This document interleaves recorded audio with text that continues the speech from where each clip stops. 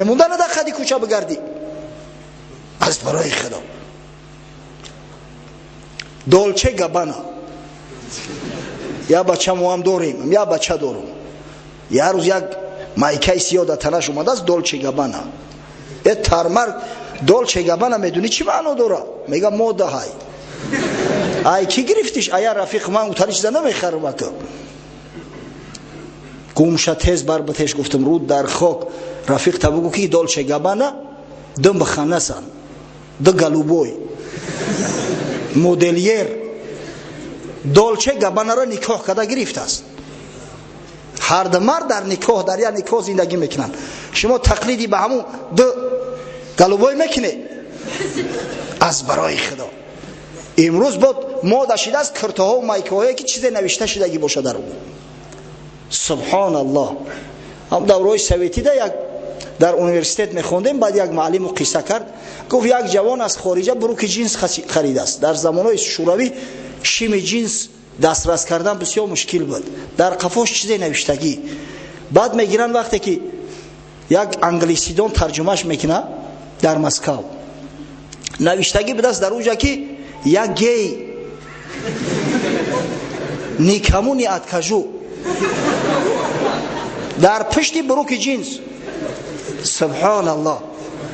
مردک به هزار آبرو و عزت همون را پوشیده گست است که با لباس جنس. شما اقلا میفهمی که در همون لباسات تو چی نوشتگی هایی. از برای خدا رکلام های امریکا کنه، رکلام های SSR کنه، رکلام های دولت های نمیدونم کفر دولت های با اسلام بیگانه را کنه. بعدی با دعوا میکنه که ما مسلمان هستیم. این چی حالای ای مردم؟ امروز اکثر کلی مدلیرو همون قسمت مخنثا هستن، همون گلوبویا هستن. با همون خودشو موافق کرده استیان مردم. نمیبینی همین خشتکای ایزار تا چند مایده شده استیان و مایده شده استیان. اهمیت نمیته. سال گذشته در امریکا بودیم.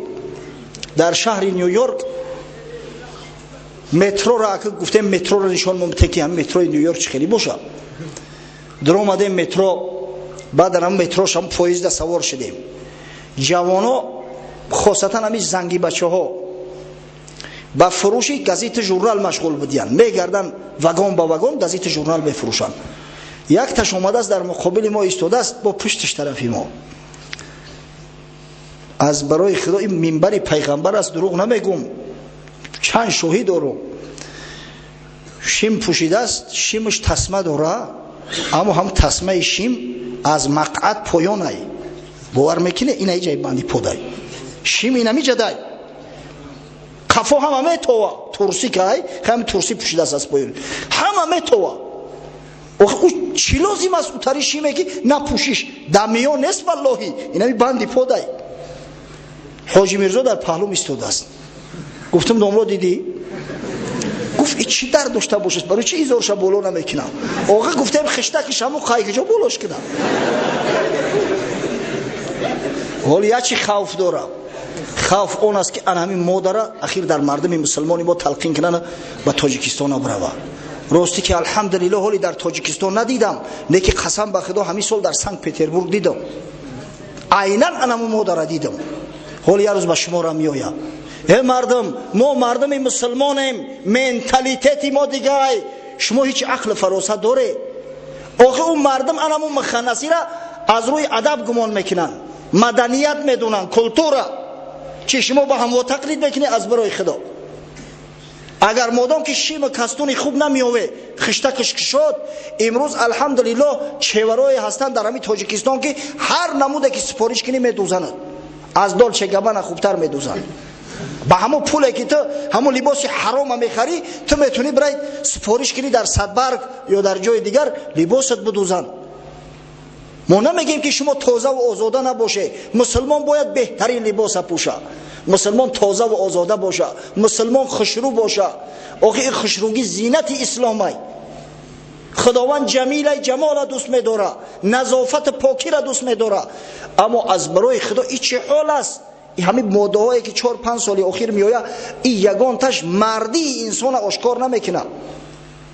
یا الله، پیغمبر ابی میگه که مربوع بود، 4 پهلو بود. ما با جای آن که مشق کنیم و با پیغمبر خدمت تقلید کنیم، لباسای آزاده و سفید کشاد پوشیم، تقلیدی با دالچی گبا نمیکنیم، باید مایکای تنگ میپوشن. بعضی خودمرده هست اوخه همون بدن قوق تبکی نشون میتی. چی داری تو؟ از برای خدا مسکولاش از پای مرغ در باریکتر همون با در تنش چسبیدگی تو دانو خدا شرم نمیداری شما. نماز میآین، نماز میاد در صف میستر رکوع میکنه مایکا بالا میره، واقعا مایکاش نمیقای، شیمش از همین خمگش پایونتر، حتی همون سرشوی مقعدی کو جایی که سر میشوه خط، همون خط میتوه از برای خدا. آخه نمازی تا از کجا قبول میشوه؟ مرد از نف تا زانوش عورتای، سطرش فرضای. و وقتی که شیمشمو در این جای یک وجب از نف تو پایونای، وقتی که خم میشه این مایکت تو بالا میشوه، از نف پایون تو همه میتوه که تو مقعدتونه. از کجا اون نماز شما قبول میشوه؟ قسم به خدا کسی را که از چهار یک حصه عورتش دیار میشوه در نماز، نمازش باطله، نمازش قبول نیست، تحریمش باطل میشوه. آخه شما اهل مسجدی از برای خدا، آخه من نمیگم تازه و آزاده نپوشه، پوشه، خشرو پوشه، همین شیم کستون چیزی اون داره، کرته های تازه و آزاده کشاد خشرو چیزی اون داره، و پوشه یک جوان مردی ختونه، زیباگی ختونه نشان بتین. یا الله، ایچی تقلیدی کرکرانه است. واقعا در پوشیدن لباس تکبر نیست، افتخار نیست. متاسفانه بعضی مردم ما نمیفهمن، میگن این فخر افتخار میکنه لباسی تازه میپوشن. نه، این فخر افتخار نیست، این اثبات مسلمانی است. این اثبات آن است که خدای تعالی نعمتم داده است، من شکرگزاری نعمت خدا را میکنم. در حدیث اومده است، حضرت عبدالله ابن مسعود روایت میکند، حدیث امام مسلم در صحیحش آورده است. حضرت گفت لا يدخل الجنة من كان في قلبه مثقال ذره من کبر. هر کسی که در دلش مقدار یک ذره از کبر باشه داخل جنت نمی شود، خداوند او را از جنتش محروم میگردونه. یک مرد میگه ایستاده بود، گفت یا رسول الله ان الرجل يحب ان يكون ثوبه حسنا و نعله حسنا. گفت ای پیغمبر خدا، مثلا بعضی مردهایی هستن که میخواهن که لباساشو تازه و آزاده و خوشرو باشه، پاپوشیای تازه و آزاده و خوشرو داشته باشن، همین کبر است. حضرت رسول الله صلی الله علیه و سلم در جواب فرمود ان الله جمیل یحب الجمال. ای مردم ساده، گفت خدا جمیل است، زیبا است، خدای تعالی زیباگی را دوست می‌داره. الکبر بطر الحق، کبر پایمال کردن حق است. کبر حقیر و ناچیز شماریدن مردم ای، تحقیر مردم مسلمان ای. کبر پوشیدن لباس خشرو و آزاده نیست. مسلمان باید لباسش تازه و آزاده باشه، باید سر دهنش تازه و خشرو باشه.